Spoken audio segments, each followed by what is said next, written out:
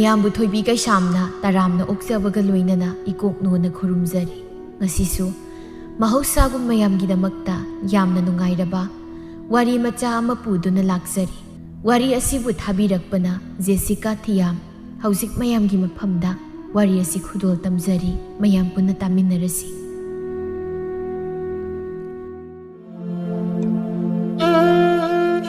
ꯇꯣꯃꯥꯜ ꯑꯃꯗꯤ ꯀꯕꯣꯛꯂꯩ ꯅꯨꯡꯁꯤꯅꯗꯨꯅ ꯃꯈꯣꯏ ꯑꯅꯤ ꯃꯁꯥ ꯃꯁꯥ ꯌꯥꯅꯗꯨꯅ ꯃꯇꯝꯒꯤ ꯃꯇꯨꯡ ꯏꯟꯅ ꯃꯈꯣꯏ ꯑꯅꯤ ꯌꯨꯝ ꯄꯥꯟꯕꯒꯤ ꯂꯝꯕꯤꯗ ꯈꯣꯡꯗꯥꯖꯔꯝꯃꯤ꯫ ꯑꯍꯜ ꯑꯣꯏꯔꯕꯤ ꯇꯣꯃꯥꯜꯒꯤ ꯃꯃꯥ ꯁꯥꯈꯤ ꯀꯕꯣꯛꯂꯩꯕꯨ ꯑꯗꯨꯝ ꯂꯨꯅ ꯆꯥꯟꯅ ꯇꯧꯔꯝꯃꯤ꯫ ꯑꯗꯨꯕꯨ ꯌꯨꯝ ꯄꯥꯟꯕ ꯆꯍꯤ 2-3 ꯐꯥꯔꯛꯂꯕꯗ ꯀꯕꯣꯛꯂꯩ ꯃꯃꯤꯠꯇ ꯃꯆꯥ ꯎꯕ ꯐꯪꯂꯝꯗꯦ꯫ ꯁꯥꯈꯤꯁꯨ ꯃꯃꯧ ꯅꯨꯄꯤ ꯀꯕꯣꯛꯂꯩꯅ ꯑꯉꯥꯡ ꯌꯥꯎꯗꯕꯗꯒꯤ ꯇꯥꯊꯤ ꯇꯧꯕꯗꯨꯝ ꯍꯧꯖꯔꯛꯂꯝꯃꯤ꯫ ꯇꯣꯃꯥꯜꯗꯤ ꯀꯥ ꯍꯦꯟꯅ ꯀꯔꯤꯁꯨ ꯈꯟꯖꯤꯟꯕ ꯇꯧꯔꯝꯗꯦ꯫ ꯑꯗꯨꯕꯨ ꯁꯥꯈꯤꯗꯤ ꯃꯇꯝꯒꯤ ꯃꯇꯨꯡ ꯏꯟꯅ ꯀꯕꯣꯛꯂꯩꯕꯨ ꯌꯦꯡꯊꯤꯕ ꯍꯧꯔꯛꯂꯝꯃꯤ꯫ ꯇꯣꯃꯥꯜꯅ "ꯍꯩ ꯅꯨꯄꯤ, ꯇꯥꯕ꯭ꯔꯅꯤ ꯅꯪꯕꯣ?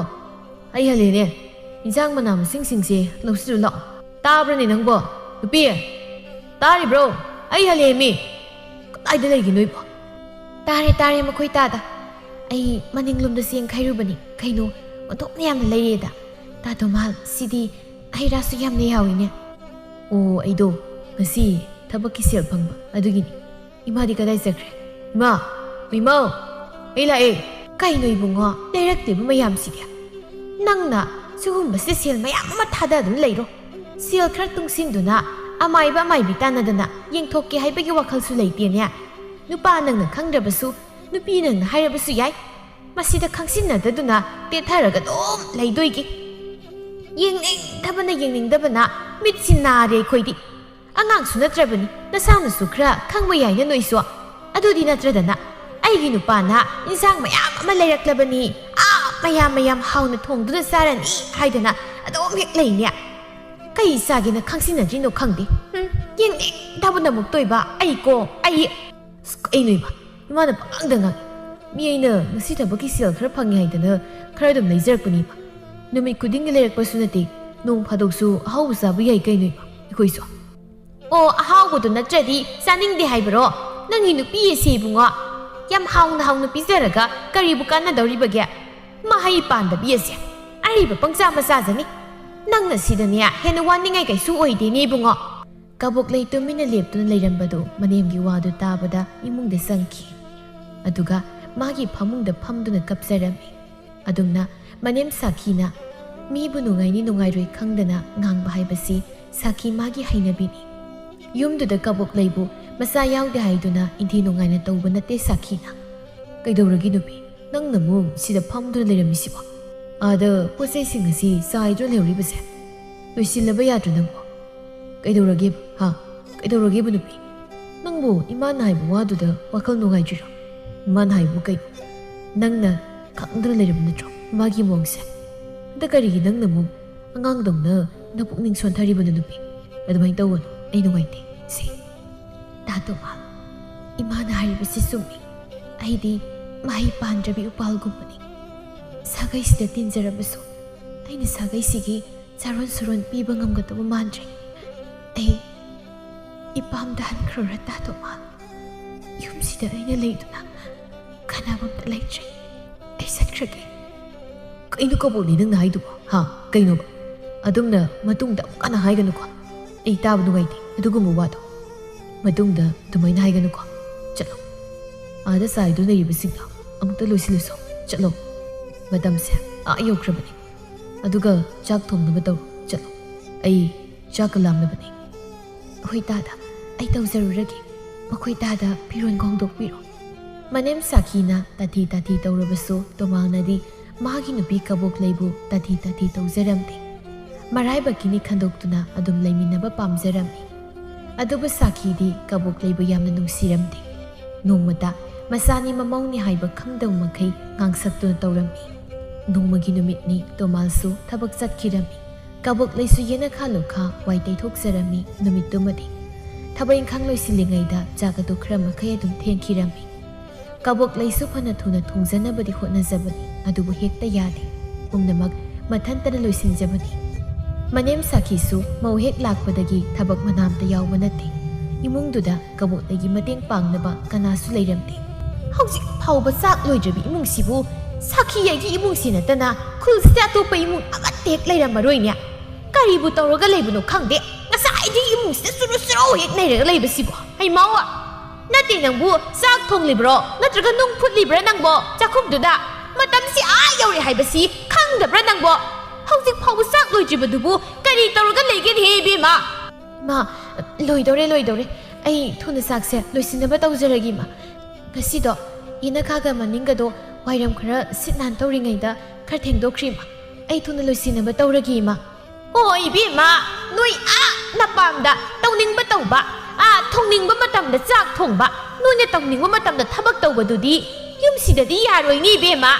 Nangna chak thongningba matamda thonglaga pijaningba matamda chak pijage haidibro aise. Nangna sangba matamda thonglaga chagadaba sakhi na ten he aise bema. Asuk yamna ngangnaba pamba nupisibu kari mawnoni nangwa. Thabakto tawge khalabadi nganta hawgatuna nangnaba tawba yadro ha. Aina sum ngangdaba sida nang hidilakadawini yamna ha yam tawkhalaiba. Ima aisu phana nganadi hawgatuna tawjabani hekta yade hekta thengdoki ima phana thunadi tawjabani aisu ngasai ayuk ngandana hawgatuna. Hey nangidubu aigi sinthakta khumliba kaiduroi bema ha yam ngakmine masya nangna kari oidana aigi sinthakta khumliba. Oi bema sak sara ma matam sanga thongba phauba ngamjabadi ai dum thongjarage satpikro leibirano yumsida leibagi kana basu leite yumsida isu amatta phauba piba ngamdaba nangbo mawama oibagi kari kanarige satpikro wayam sili ikut sabi mau mathigi ai ikai basu khangdene nangse phajana hairabasu tade tina hairabasu tade nang sibema ikai bo dawna khangkhidre kari maino khangdenya.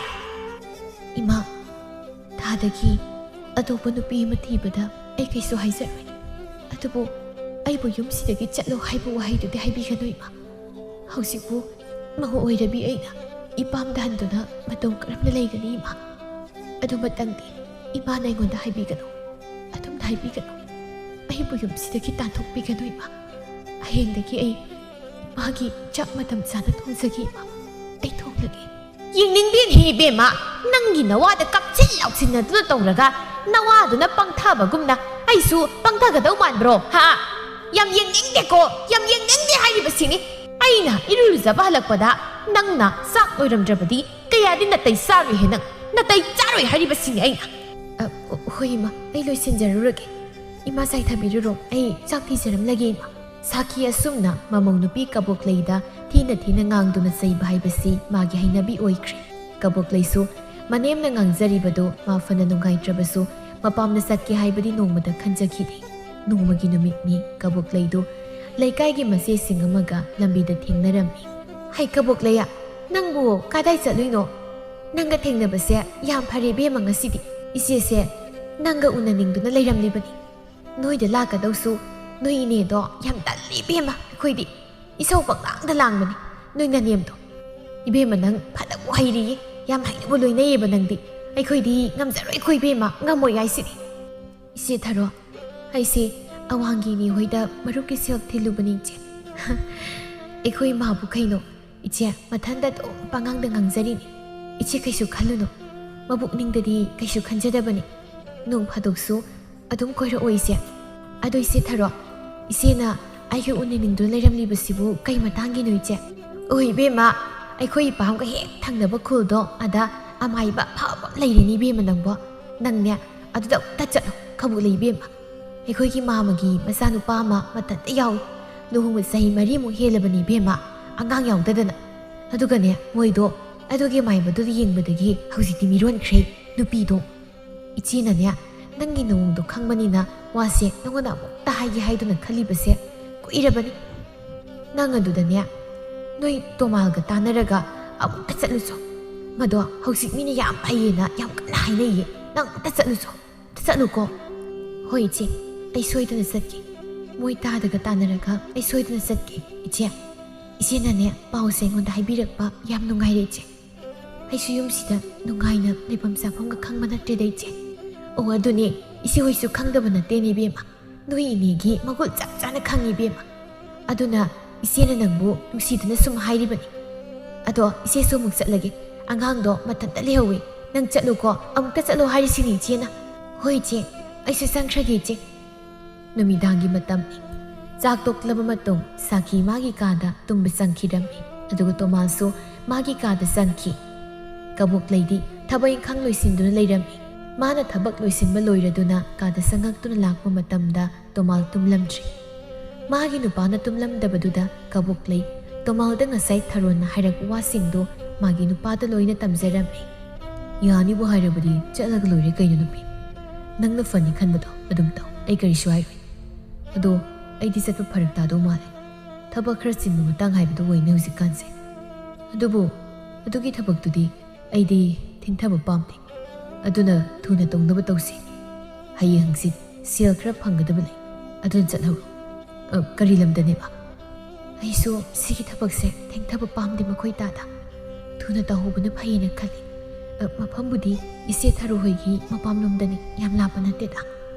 Nong ninigi matungni kaboklay ayuk nga nahagwatsaduna thabay khang pumba loisilami. Loiraduna sa ising thonglami magi tawgadaba thabak loina loizarammi. Tumalso thabak satkri. Ngihaki matung kaboklay loisinba loiraduna mapanda chatnabagi thoklaklami. Manem sakisu manggola sa thakto leirammi. Ima ay thabam ta sasarugi. Imagi sa ising loina loiduna thamjaramlabani ima. Kariya! Hana satkani khotkani suwaiti loisinba loiraga hita tholaktuna chatlagi isibu kari harino.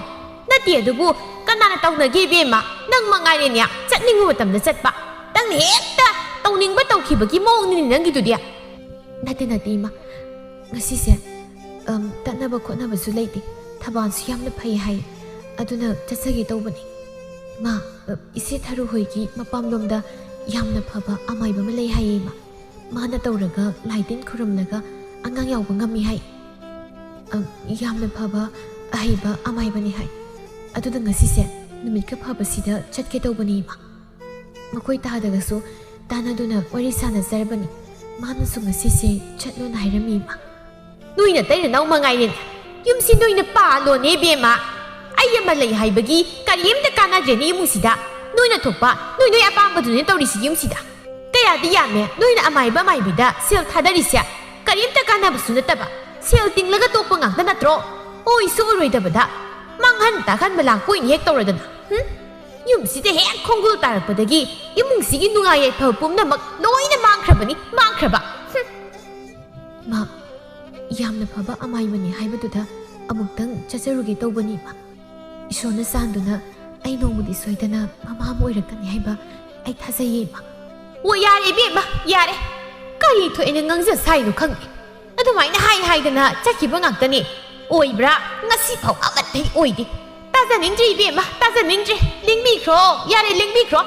Nasakto swaida kuina leptuna nya leiranu yare yengingdri ai. Sakro.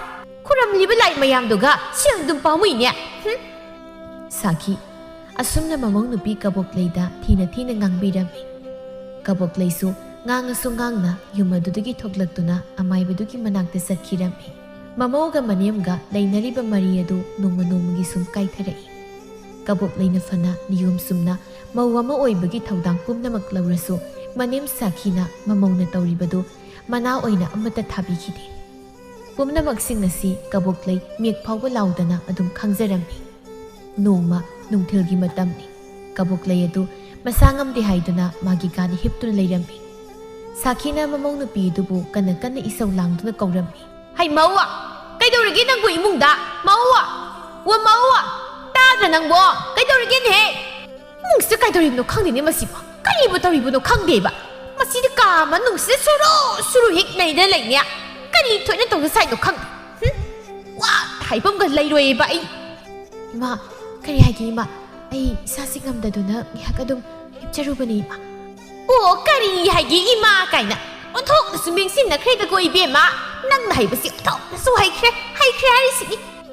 Isa ngamde ka kaidana. Kanara nung sini kaina tawda saribad. Nang natawribadu bu ibema. Thabayin khang tawningdabagi nasangam singnadribo airongani niya. Nate ima. Ay taseng haksang ngamdabani ma. Ngasayugdagi isasya arum hawi ma kanawsisu yam nungaiti. Hey, na sinnabaka yaroi. Nati, kari sarudana, kari taurudana, na doribage. Ha, yingning de. Nangi tausinabado, engonda gadinya, sanaro ebema, maduna chataba yaba nate. Si, yengu tu. Asida lariba pising se, asi yak tunang ta sudo. Salu. Asi suru. Ma, ay ngasidi haksang siyam nungai tre. Ay hayegoy na suzarage ma.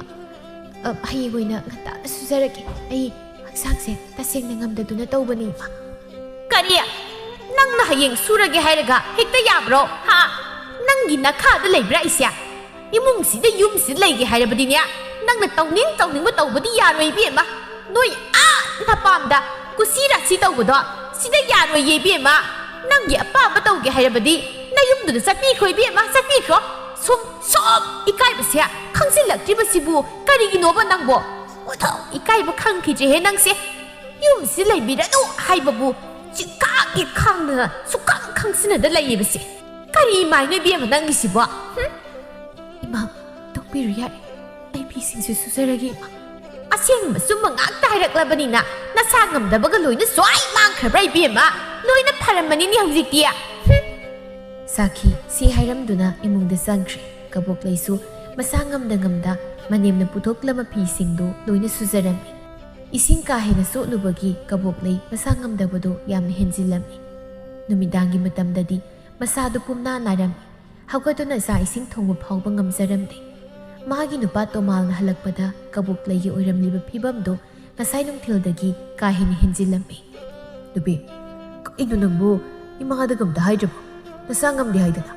Nasai ayuktagi nangmo hayuraday. Imada hayraga hidakado khara semanba yadra nangbo. Makoita nungthil kharadum pharamlabani. Phi khara surubadagi amuk isase khangin henjilakba khumna tawe aise. Nangi duki phibamduda nangdi karigi phi surriba. Ha, karigi sururinoba. Ikoi mana suan mas oda oramani ba. Imao. O ima. Moita, tokpiru yari. Ima da karim ta haibigano. Ai ima na ngangba buk taba ngamloi. Ai isa kari su tawtre. Tokpiru. Kai noi bunga. Numidang ni ka haibasi karim ta khangdrabra noibo. Lau dana imung sida kauribasi bu karigino. Ha. Numidang ni kaise nangin na tu haising bisina karim ta haidro. Ma, tadi kai kabuk lay si masangamdadana asay ayuktagi lihawribani. Aduga kaino imana mo phi sualibasibo. Tadi imana khalisibu kaino haibanita. Hoy bunga, ay ko isu mau kaidong oiraklibani niya. Aduna noy na khangi bunga. Ko khra chikpa, ko khra ngawbagibu hekta tumdun laythoklaga nari sibu kaino. Ibunga, adugumbaduna anaba kauba hekta yaponte niya. Nangi nupise suningde ne yamna. Masagi matau tawgani khangde niya. Asuk ikaidabi nupi siya. Iman hek pokpadagi thengnajaraktri niya. Kai thoina tawja saino khangde. Ima, nang sunupi ni ko. Nupi yama oiraga nupi ke wabase karimta khangdrisi karigino ima. Nang sunobudi soidna warakini ima.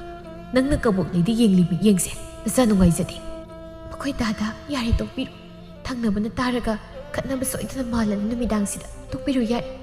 Ay chak thongnaba ta tawjaruge. Kabuk lay chak tong ngasidi ay oina thonglage. Nang nasaga ngamdabaduda adum pothado layro. Nupi ay tawrage. Kayat haykraban yengoni ase. Haykreda ko kari mahibu tawsilabano khangde niya isa apang basida. Khudomida ururu layduna thamkhre ni sia haykre. Saki asumna ngangang thoki. Akhang ai amaibi kaya matana dun yenglabasu kabuk lay ngasisu mamita macha amata uba phangjade. Masa yaudabagi awaba mayokna dun layringai tanjaduda manem sakigi yotni seida kabuk lay yamna wana yumdru layjarami. Kabuk lay mathanta amuksu mana yumasi layribasi karigino haiba phawba mathanta khanjai. Adubu nongdamba magi kumhai poloida kari oiba haibadudi kanana su khangba nattedo.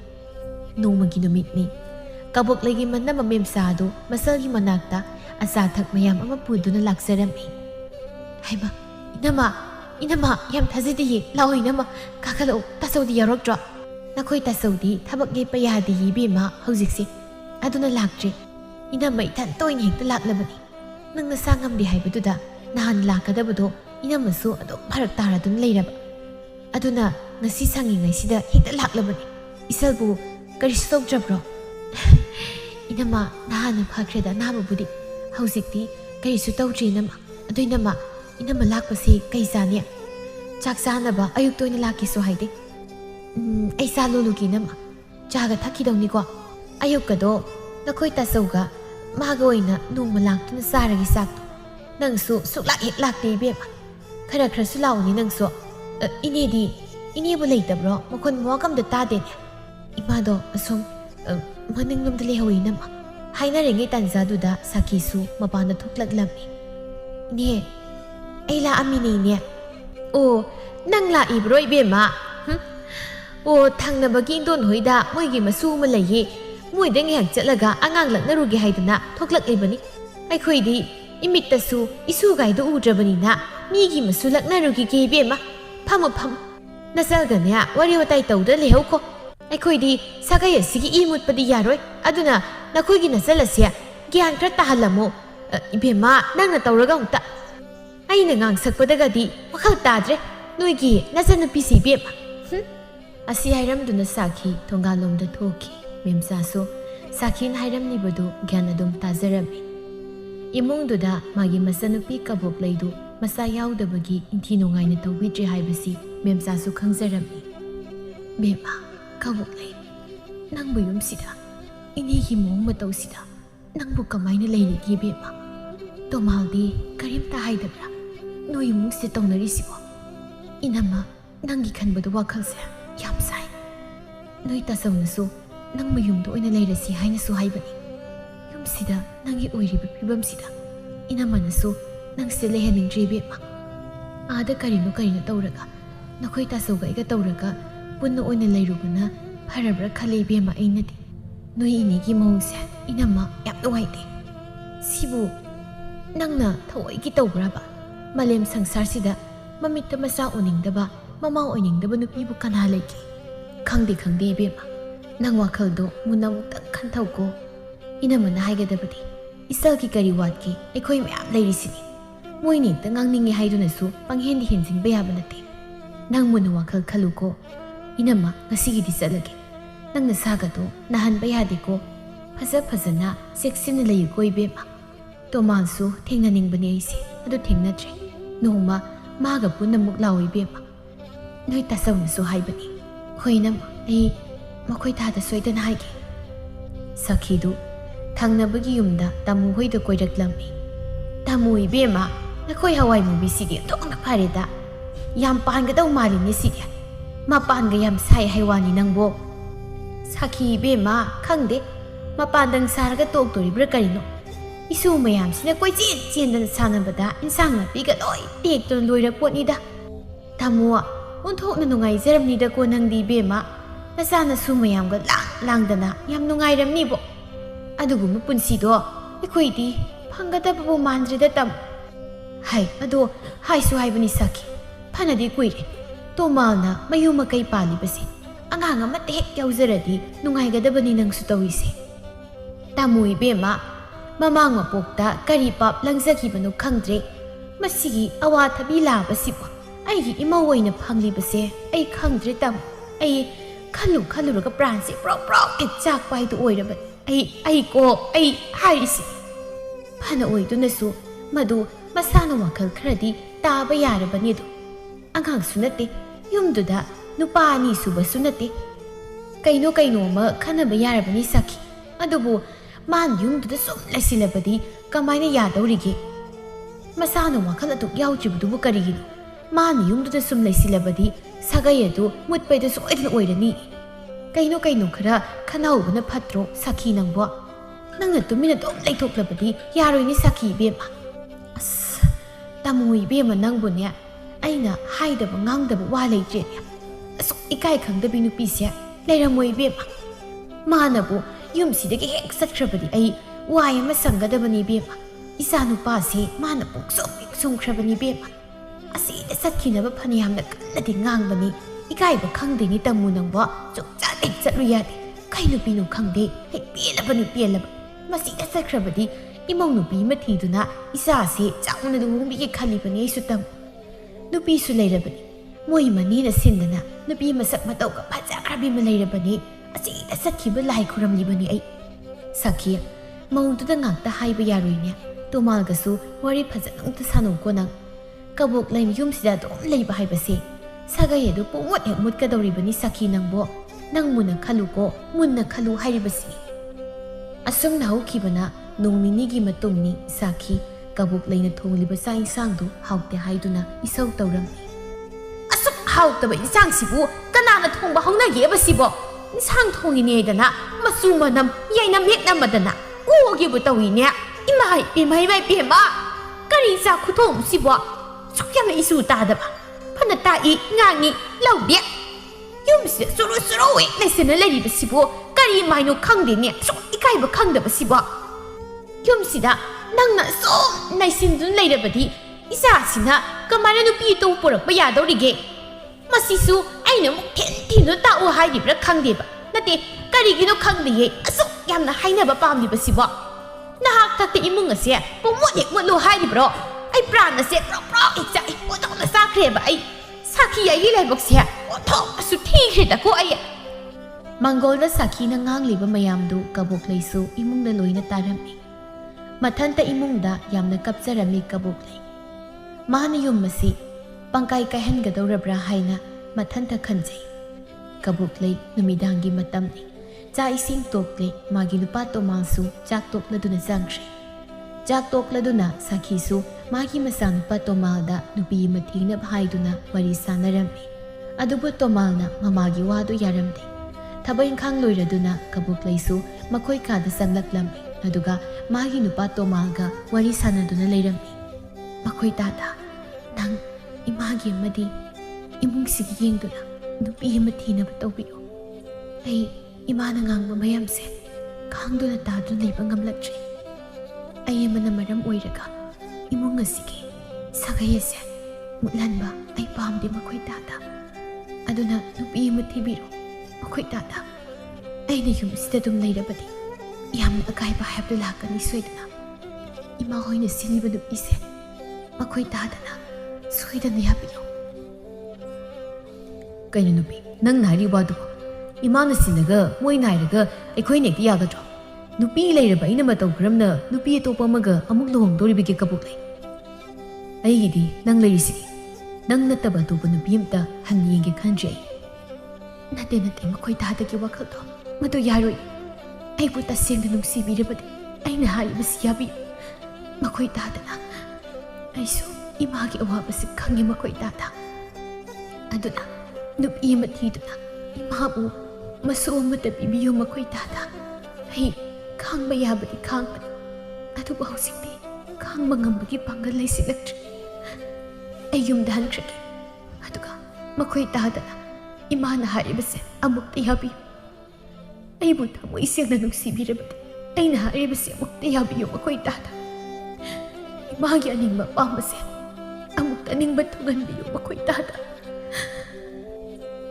ꯀꯕꯣꯛꯂꯩꯅ ꯇꯣꯃꯥꯜꯗ ꯍꯥꯏꯖꯕ ꯌꯥꯕ ꯍꯥꯏꯖꯔꯗꯨꯅ ꯇꯣꯃꯥꯜ ꯑꯗꯨ ꯀꯥꯏꯅꯊꯪꯗ ꯃꯥꯒꯤ ꯅꯨꯄꯤ ꯀꯕꯣꯛꯂꯩꯒꯤ ꯋꯥꯗꯨ ꯌꯥꯖꯔꯝꯃꯤ ꯃꯥꯅ ꯌꯨꯝꯗ ꯂꯩꯇ꯭ꯔꯕꯁꯨ ꯃꯃꯥ ꯁꯥꯈꯤꯅ ꯃꯥꯒꯤ ꯅꯨꯄꯤ ꯀꯕꯣꯛꯂꯩꯗ ꯌꯦꯡꯂꯤꯕ ꯃꯤꯠꯌꯦꯡꯁꯤ ꯇꯣꯃꯥꯜꯁꯨ ꯆꯞ ꯆꯥꯅ ꯈꯪꯏ ꯑꯁꯨꯛ ꯋꯥꯅ ꯂꯩꯒꯗꯕꯒꯤ ꯁꯔꯨꯛꯄꯨꯗꯤ ꯅꯨꯡꯉꯥꯏꯅ ꯃꯄꯥꯝꯗ ꯂꯩꯖꯔꯁꯅꯨ ꯈꯟꯗꯨꯅ ꯃꯥ ꯀꯕꯣꯛꯂꯩꯒꯤ ꯋꯥꯗꯨ ꯌꯥꯔꯝꯃꯤ ꯀꯕꯣꯛꯂꯩ ꯍꯧꯖꯤꯛꯇꯤ ꯃꯄꯥꯝꯗ ꯍꯟꯈ꯭ꯔꯦ ꯃꯦꯝꯆꯥꯅ ꯐꯔꯦ ꯏꯕꯦꯝꯃ ꯅꯪ ꯁꯤꯗ ꯂꯥꯛꯂꯤꯕꯁꯦ ꯈ꯭ꯋꯥꯏꯗꯒꯤ ꯐꯔꯕꯅꯤ ꯏꯃꯨꯡꯗꯨꯗ ꯏꯆꯥꯅ ꯋꯥꯅ ꯂꯦꯟꯕ ꯄꯨꯟꯁꯤꯗꯣ ꯏꯅꯝꯃ ꯍꯣꯏꯁꯨ ꯅꯨꯡꯉꯥꯏꯕ ꯅꯠꯇꯦꯅꯦ ꯏꯕꯦꯝꯃ ꯅꯈꯣꯏ ꯇꯥꯆꯧꯅꯁꯨ ꯅꯪꯅ ꯂꯥꯛꯄꯁꯦ ꯌꯥꯝꯅ ꯍꯔꯥꯎꯖꯔꯕꯅꯤ ꯏꯆꯥꯁꯤꯗꯤ ꯁꯤꯗ ꯅꯨꯡꯉꯥꯏꯅ ꯏꯅꯝꯃꯒ ꯂꯩꯊꯣꯛꯂꯒ ꯂꯣꯏꯔꯦꯗꯅ ꯀꯔꯤꯁꯨ ꯈꯜꯂꯨꯅꯨ ꯏꯅꯝꯃ ꯑꯩꯁꯨ ꯃꯃꯥ ꯍꯥꯏꯕꯗꯣ ꯑꯣꯏꯅꯤꯡꯗꯕ ꯅꯠꯇꯦ ꯑꯩꯈꯣꯏ ꯏꯃꯥꯒꯤ ꯃꯑꯣꯡꯁꯦ ꯑꯩ ꯈꯪꯕ ꯌꯥꯝꯅ ꯋꯥꯏ ꯏꯅꯝꯃ ꯊꯥ ꯇꯣꯃꯥꯜꯅꯗꯤ ꯌꯥꯝꯅ ꯀꯟꯅ ꯍꯥꯏꯖꯕꯅꯤ ꯆꯠꯇꯅꯕꯒꯤ ꯑꯗꯨꯕꯨ ꯑꯩ ꯍꯧꯖꯤꯛꯇꯤ ꯉꯝꯃꯛꯇ꯭ꯔꯦ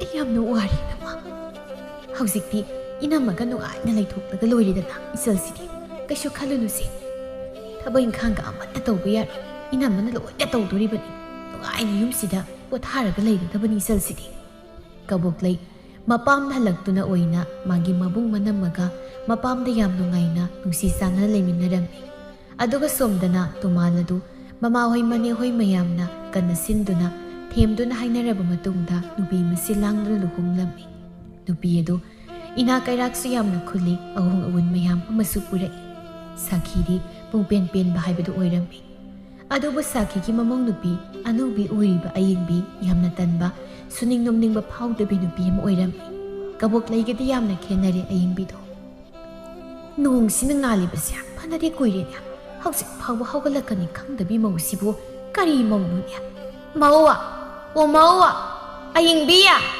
tadrene nangbo bema matam si ayawre nya kaino ima pangkaungda kauritubo tummaga loina kairemi kaino khangde pangkaungde kauradana taningdabana kayaino khangde hai hausi pu tumdra laithokku matam oiribra ni bema nawana puroibana thabak chatraba phawba adum tumsinra leiba ngamba mausibu kari maunu ni nangbo nganna yahauduna imungi thabin khangasya kharasu matau ni nangbo as kaino ima ai isa nungaiti imasu imungsigi mi natro ima dum tawbiro ai ngamoi isa nungaiti ai tumsi su phadri ai nga taga tumkhigi ima pangkau ta kau bira kanoi ma thabain khangdo ima na dum loisin biro imai bi mai bi ma kaya da ngamli ba maunu yengu ni he ai na mabu luna sana tawdana kaya nungai na tawbiri ba aduga mana su an oirabi aingonda thabain khanga tawga gaidana kaya da ngamli ba nupi nu ne to nangang na bu wa dawrida noma numidang wairamni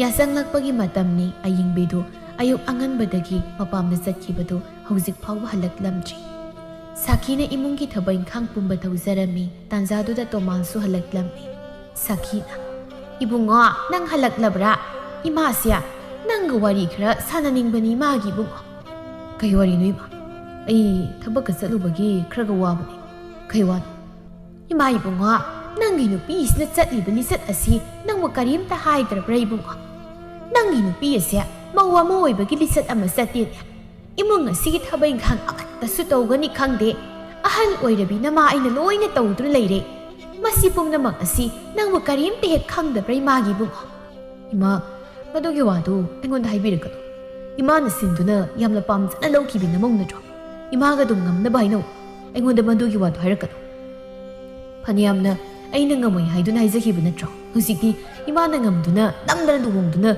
nungsina purakkiba namau sina seba pena tawbidraba natro mara leijadrabi kabok lein tawba sebadagi ayingbigi sebaduna helabu natroiba Sakhi karisu haizaba ngamzada tumina leptuna lehowi asomdana kabok ayedu manam mahoi mabung mayamna sinduna nupa amada luhongnaba haina singnarami adubu kabok leiri yajaninglamde manam mamemsana kana haimanbadagi kabok lei luhongbadu yarami kabok lei luhonglaba matung tha mari manga surakpada mirolaklami madogi paudu tabada kabok leigi manam amadi magi tasaudo yamna haraurami aduga kabok leisu mamita masa uba phanglaroi mapunsigi mama ama oiba phanglaroi haiduna leiramba punsi adu anau mayon ama somkhalaktuna mawa mane makuna tuna sana tawduna anauba yumaduda leirambi Sakhigi mamong nupi ayingbidu tomalda luhonglakpa phanak kuirabani adu mahaksu mama oibagi karigumba saum amatta leiramdi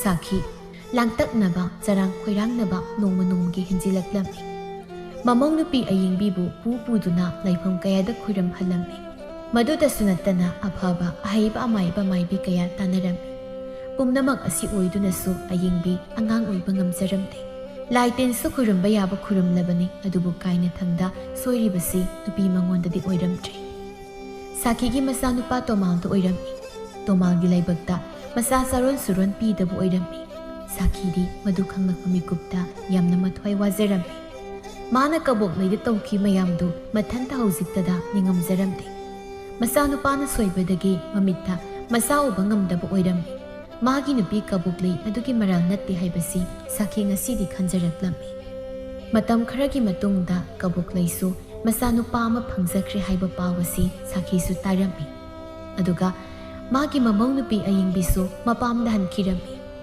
Sakhigi imung adu pungkai kaiba imung ama haibadu oiri pumnamak asi hauzikti Sakhi mathanta khangjaraduna wana yumdu leikirammi magi masa nupa tomalnasu mamabu inthi nungaina fazana loina biramde thabak mafamda yamna leikibana tomal yumdadi kayasu halaklamde Sakhi ngasidi wana yumaduda mathanta lenkirammi asumba tawba migidi nongma natraga nongmadi isorna sanbiduna nungaina leiki ꯑꯗꯨꯕꯨ ꯑꯔꯥꯟꯕ ꯇꯧꯕ ꯃꯥꯗꯤ ꯏꯁꯣꯔꯅ ꯋꯥꯔꯛꯇꯨꯅ ꯋꯥꯅ ꯂꯦꯟꯈꯤꯔꯝꯃꯤ꯫